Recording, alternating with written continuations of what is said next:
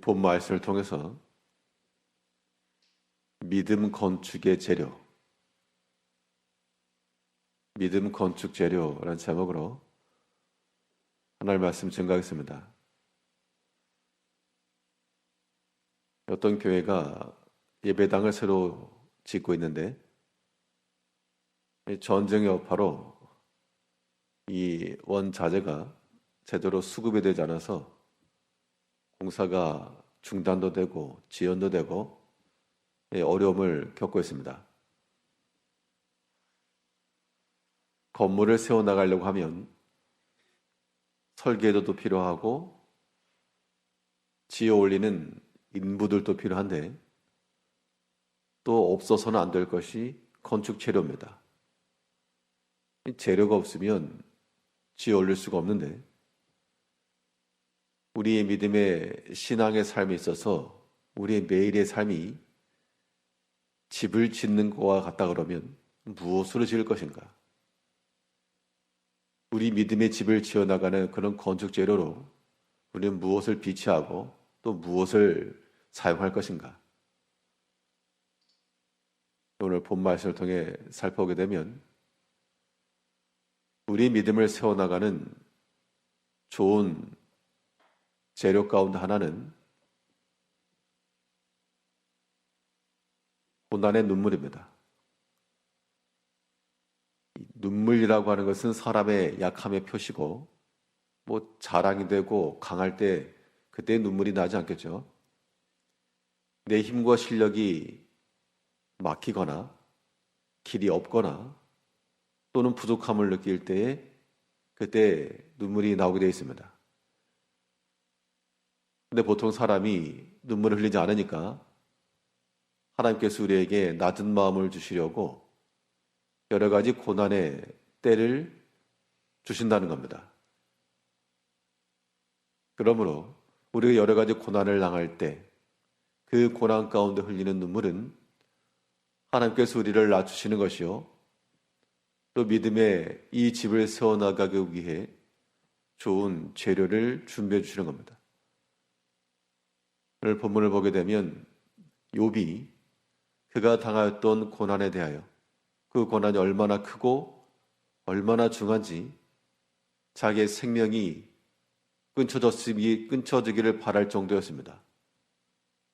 그 고난 중에 욥의 눈에는 눈물이 마르지 않았고 그 낮아지고 애통한 심정이 항상 있었다는 겁니다. 밤낮으로. 오늘 보면 16절을 보게 되면 내 얼굴은 울음으로 붉었고 내 눈꺼풀에는 죽음의 그늘이 있구나. 고난 중에 생각을 해봐도 슬프고 주변을 돌이켜봐도 마음이 괴롭고 썩어져가는 자신의 몸을 봐도 혐오스러우고 슬프고 나오는 것은 눈물밖에 없고 얼마나 울었는지 눈이 다 충혈이 되고 붉어졌다라고 말을 하고 있습니다. 이러한 상황의 때를 만나게 되면 우리는 싫습니다. 고난의 때가. 그런데 만사를 주장하신 하나님 앞에서 하나님께서 왜 그러한 고난의 때를 우리로 하여금 겪게 하시는가? 우리가 또한 그것도 한번 생각을 해봐야 되겠습니다. 우리가 웬만해서는 낮아지지 않으니까, 겸손한 마음을 지니고 있지 않으니까, 집을 세워나가려면 가장 먼저 하는 것이 집터를 고르게 하고 평평하게 맞추는 건데, 아예 비탈이 되어 있고 단차가 심하기 때문에 이거 낮추느라고, 그거 낮추느라고 더 많이 깨고 더 많이 부수고 더 많이 땅을 다지는 겁니다. 결국 하나님께서 우리에게 요구하시는 것은 두 손 두 발 다 들고 주 앞에 나가는 겁니다. 그래서 우리가 하나 앞에서 전적으로 하나님만 신뢰하고 하나님 외에는 더 이상 도움도 답도 없다라고 하는 그러한 믿음의 고백을 끌어내기 위해서 우리를 하여금 고난의 때를 겪게 하신다. 그러면 그 고난의 때 우리 성도들이 흘리는 그 모든 아픔의 눈물은 인생의 실패로서의 그런 증거가 아니라 이제 하나님께서 일을 이루시겠다라고 하는 그러한 전조입니다. 전조. 집을 세워나갈 재료도 없이, 제목도 없이 우리가 세워나갈 수 없는 겁니다. 뭐 나무도 좀 있어야 되겠고, 뭐 시멘트도 있어야 될 것이고, 이런 풍성한 재료가 준비가 되어야 되는 것처럼 우리가 여러 가지 삶 가운데서 고난과 아픔 가운데 눈물을 흘릴지라도 이것이 하나님의 거룩한 믿음의 집을 세워나가는 좋은 재료라 생각을 하시고 더욱 낮아지시고 고난 중에서라도 하나님을 신뢰해야 되겠습니다.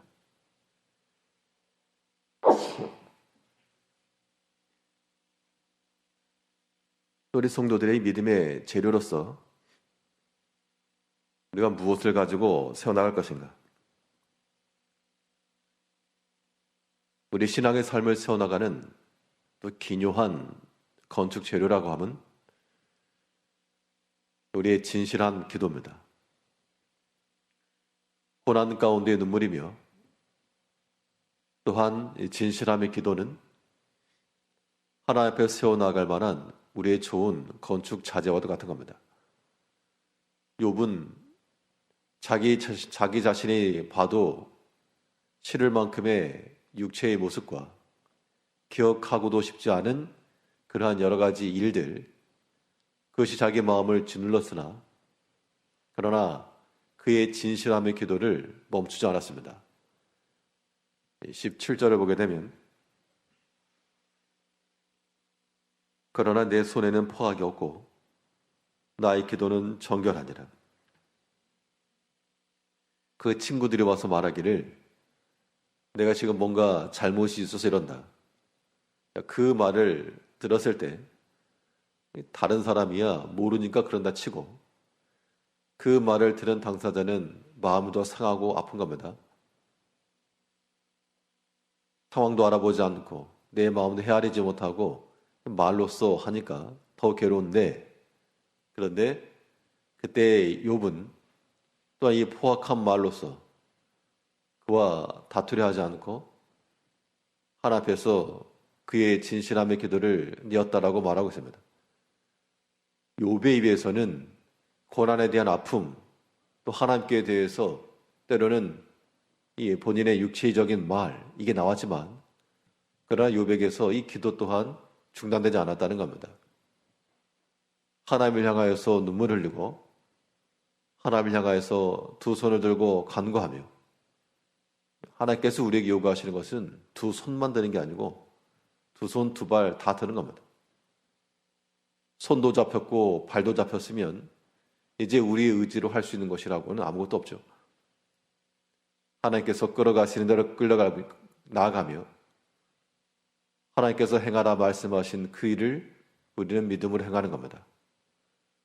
그래서 우리가 여러 가지 고난 중에서라도 우리 성도의 진실한 기도는 중단되지 않아야 되겠습니다. 우리 신앙생활에 있어서의 기본의 핵심이며 밑바탕과도 같은 것인데 사실은 안 한다고 해서 누가 모르는 것도 아닙니다. 사실은 기초적인 것이라고 하는 것은 눈에 확 드러나지 않기 때문에 누가 하는지 안 하는지 뭐 기도를 해도 별 큰 차이가 없고 하지 않아도 별 다른 의미가 없다. 그런 때가 위험한 때입니다. 그것이 평안에 따라 생각을 하지 마시고 큰 착각인데 전시 때에 진지를 구축하지 않으면 어느 순간 총알이 날라와가지고 상함을 당할지 모를 일입니다.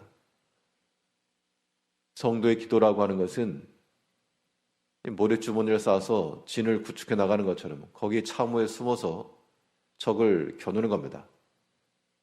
우리의 평시의 기도는 우리 영혼을 지키는 중요한 재료인 줄 알고 특별한 일이 없을지라도 나는 특별한 고난이 없을지라도 우리가 하나 앞에 항상 진실함 가운데 나와야 됩니다.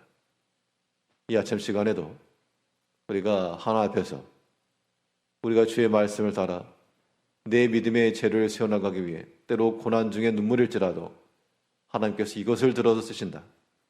그러면 그러한 마음과 그 마음 상태에서의 하나님을 향한 그러한 기대감과 겸손함과 이것을 우리 마음 창고에 쌓아놓아야 됩니다. 그것을 세울 거니까. 또 그 고난 중에 사람에 대한 원망과 다툼으로 나아가는 것이 아니라 그 가운데 또한 진실함의 기도를 통하여 내 마음을 세워나가며 형제를 세워주며 하나님의 교회를 든든히 버팀목이 되는 그러한 모습을 가져야 되겠습니다. 우리 일평생에 걸쳐서 할 일이지만 또 오늘 하루 가운데도 우리 마음이 아픔과 고난이 있을 때 하나님께서 또 나에게 기둥 하나 주셨다. 그 마음을 가지고 그 진실함의 기도로서 우리의 비어있고 무너져 있고 또 낮아진 그 믿음의 건축물들을 보수하며 하나님께서 기뻐하시고 하나님이 구하실 만한 그러한 참된 성전으로 오늘 하루도 잘 건축해 나가는 성도님들 되시길 바라겠습니다. 기도하겠습니다.